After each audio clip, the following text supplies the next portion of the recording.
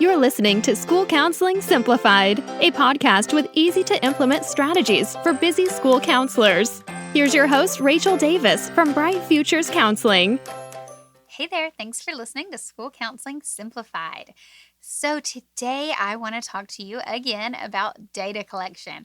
In our last episode, we kind of talked about the basics of data collection, what it is, and why you're doing it. But today I want to give you 5 actionable strategies so you can implement data collection right away.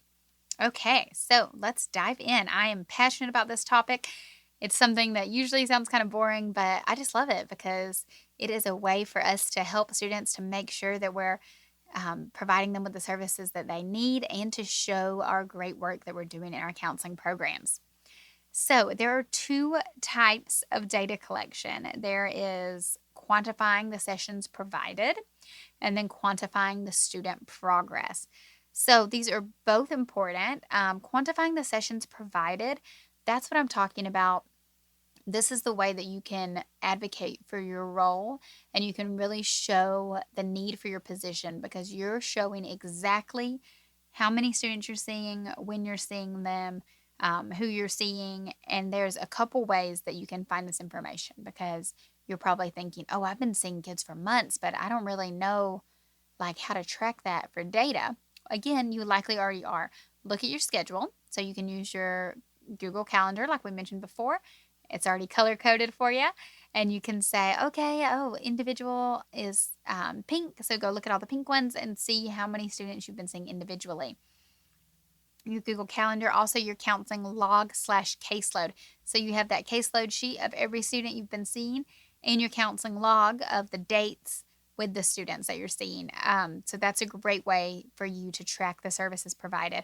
And the counseling log is a good way to confirm the dates if the calendar is off. So for example, you may have a student scheduled reoccurring for 8 weeks, but then 2 of the weeks they didn't come because they were sick. But you would not have that written in your log because your log you're writing after you meet with them, whereas your calendar you're writing before you meet with them, if that makes sense. So it's a way just to kind of double back there and to check on the students that you've already seen. So those are 2 ways that you can collect data. Number 1, the Google Calendar, so using that to assess the sessions provided. And number 2, the counseling log, so you can count up how many students that you've seen, how many small groups you've done. And these are all things you're going to want to include in that end of the year report, which we'll get to in a minute. Okay, number 3. This goes under quantifying student progress. So this is the real meat and potatoes. This is where you are assessing how the students are doing since they've been in counseling with you. Super important. So the third thing, self-assessments. Now, I love a self-assessment. This is something that the students are going to be completing. So this is not completed by parents or teachers or yourself. This is a student's self-reflection and self-assessment of their progress. So you would do these as a pre-post test before and after a group or an individual session. Not a session, but like a set, So if you're seeing a group for 8 sessions, you would do it at the first one and at the 8th one. Now, I have a little quick tip for you here if you are doing it in a group. So we had an episode last month about how to do small groups. You may want to go listen to it.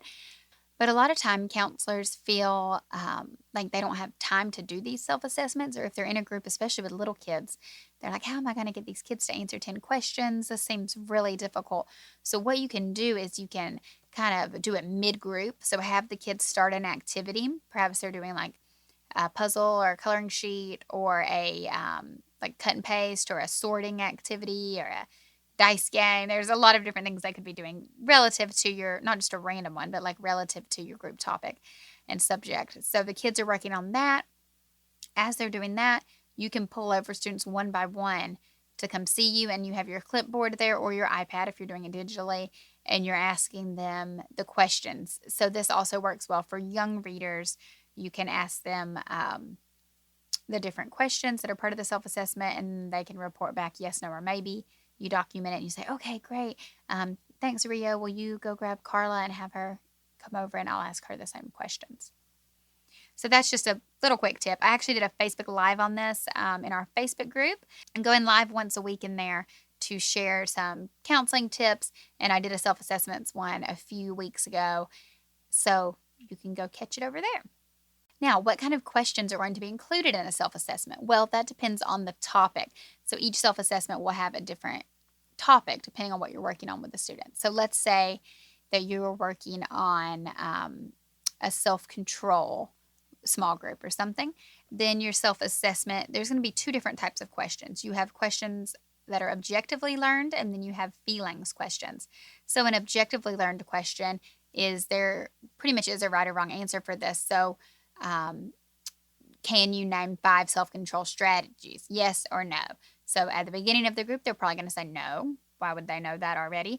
But then at the end of the group, hopefully they say yes, because they can remember and recall 5 self-control strategies. And maybe you even have them write down those 5 strategies to prove that they recall the information. So that's a more like something they've objectively learned, just like they would in school, right? Like, do you know these spelling words?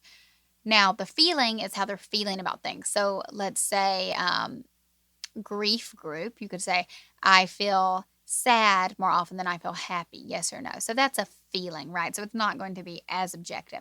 But those are the 2 types of questions. I usually do one self-assessment, and I'll have a mix of both types of questions in there.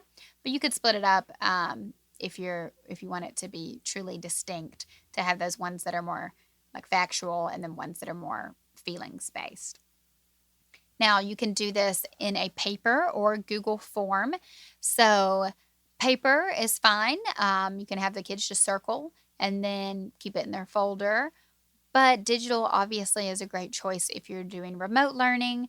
But it's also a great choice if you're seeing kids in person, because I used to have them do the papers and then I would go in and input it into a Google form anyways, because I would be trying to build a graph for my end of the year report. So to save some time and not have to re-input things, just have them directly do it in the Google form. If this is smaller students and they're not as computer savvy, which they likely all are now, but even if they're not, you could ask them the questions and select the answers for them. I love Google Forms. It is a great resource, especially because you can look at the responses. They're time-stamped, so you can see how the students' responses have changed from the pre-test and the post-test. And then you can then build like pie charts and cool graphs to show the data, right? And that's what we're doing it for. And it's just so rewarding to have those. I'm like nerding out over here on data, but it's so rewarding to have those graphs because you can really show the results. Like, wow, all of these kids couldn't name a coping strategy, and now they can name 3.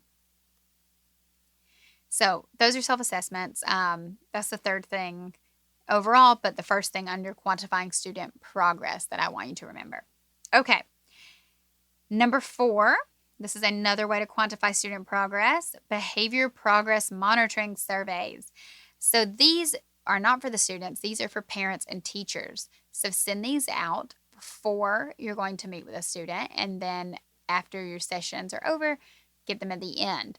And again, this is one where a mid-range is probably a good idea too. So if you're meeting with a student for 8 weeks, maybe send one of these at week 4 just to kind of see how things are going, because it would be a shame if you found out no progress was being made after 8 weeks. At least at 4 weeks, you can kind of, replan what you're doing since you now have assessed the effectiveness of it.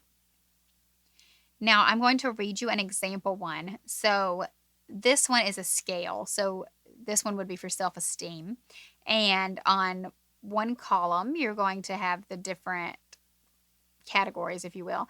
And then in the row, it will be never, rarely, sometimes, often, or almost always. And that's a scale of 0 to 4 that they'll be rating. Now, I know this is very visual to be talking about on a podcast. So download the freebie that I mentioned before, the Stress-Free School Counseling freebie, and I will have some examples in there for you. And also, I do have this resource, the counseling services, data collection, the behavior surveys. I have those in my TPT store along with the self-assessments in my TPT store. So if you want to check them out, you could definitely make your own. But if you would rather just get a pre-made one, they're in my store. So I'll link to those in the show notes. But if you are making your own, I want to give you an example of what it looks like.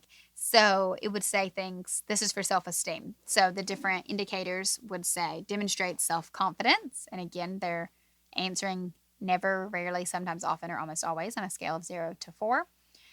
has high self-esteem, advocates for self, voices opinion in a respectful manner, effectively communicates with others, is comfortable sharing feelings, and is motivated to reach goals.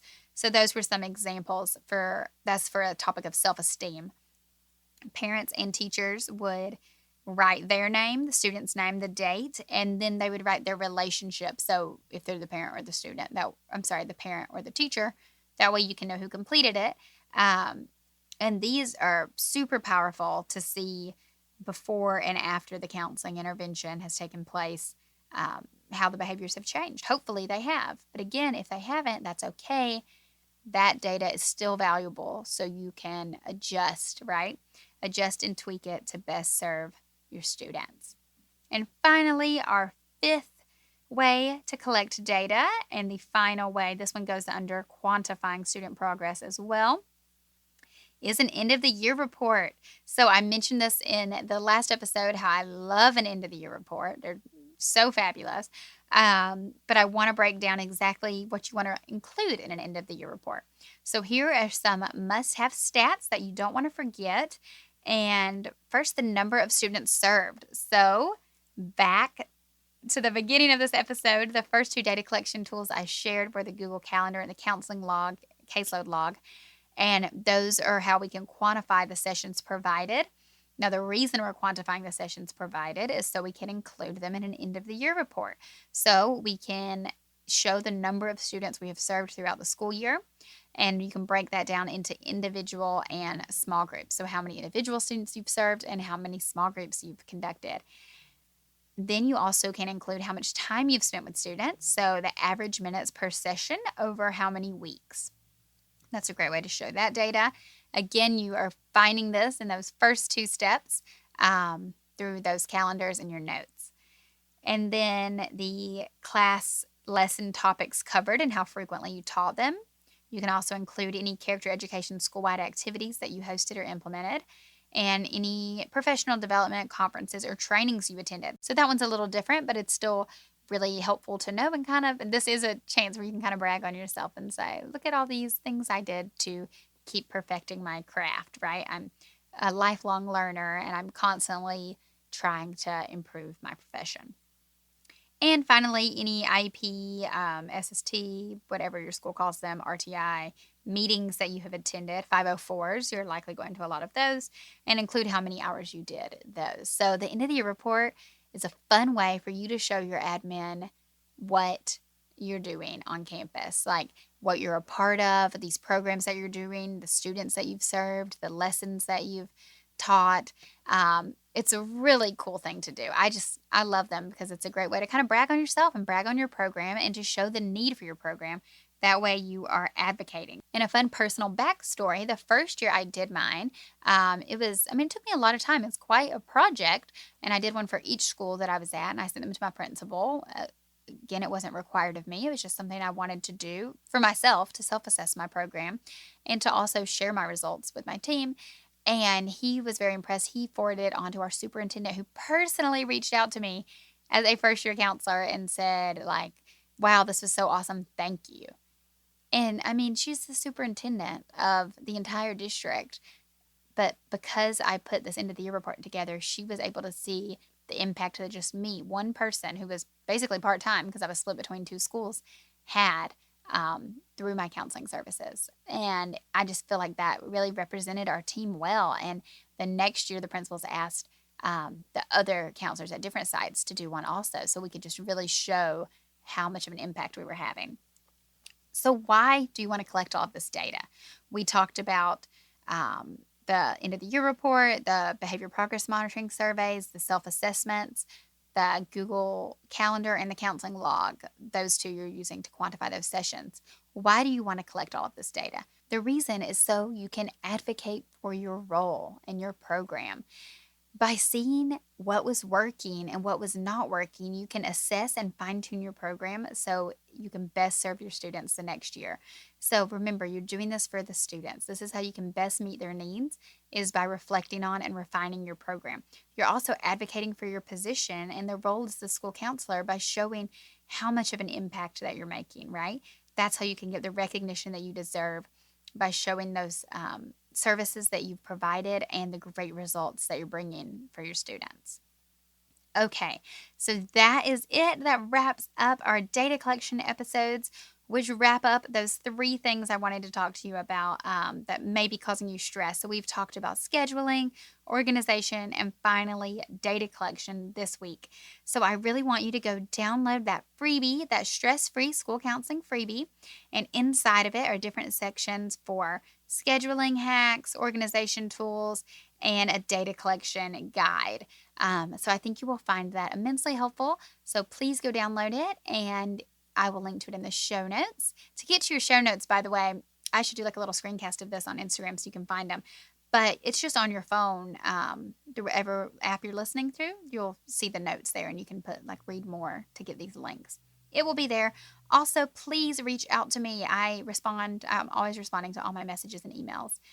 So please send me an email or shoot me a message on Instagram or Facebook if you want to get the link to this freebie so you can have less stress, so you can live your best counselor life and increase your impact. Okay, thanks everybody. I'll talk to you next time. Thanks for listening to School Counseling Simplified. You can find the links from today's episode in the show notes. If you'd like to connect with Rachel, she's on Instagram and Teachers Pay Teachers at Bright Futures Counseling. Be sure to subscribe to the podcast so you don't miss any episodes of School Counseling Simplified. Talk to you next week.